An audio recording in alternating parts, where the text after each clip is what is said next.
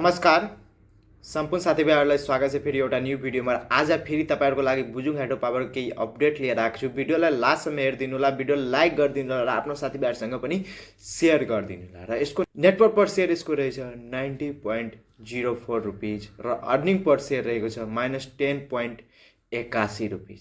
र आइपिओ भर्ने मान्छे 26,65,174 जनालाई यो आइपिओ भरेको थियो र आइपिओ पर्ने मान्छेले 83,000 जनालाई मात्रै आइपिओ पर्ने छ र खाली हात 25,82,174 जना खाली हात जानेछ र यो पनि भाग्यमा डिपेन्ड पर्नेछ। सबैजना कमेन्टमा ओम लेखिदिनु होला, किनकि तपाईँलाई ओम लेखेपछि के त यो आइपिओ परिहालोस्। त्यो कारणले यसको रिजल्ट डेट कहिले सार्वजनिक हुनेछ त्यो टपिकमा अब कुरा गरौँ। हामीहरू यो शुक्रबार आउनेवाला थियो रिजल्ट यही हप्ताको, लेकिन यसलाई डेट सारेर अर्को हप्ताको सन्डे र सोमबारको बिच आउनेछ। यसको रिजल्ट दुवै दिनमा कुन दिन फिक्स हुनेछ त्यो जानकारी म तपाईँहरूलाई युट्युबमा दिइहाल्छु। कुनै पनि दिन आउँछ, फिक्स डेट आउँछ, त्यो दिन म तपाईँहरूलाई भिडियो पोस्ट गरिदिन्छु। तपाईँले भिडियोलाई लाइक गरी च्यानललाई सब्सक्राइब गरी र टिकटकमा फलो गर्नु नबिर्सनु होला। धन्यवाद।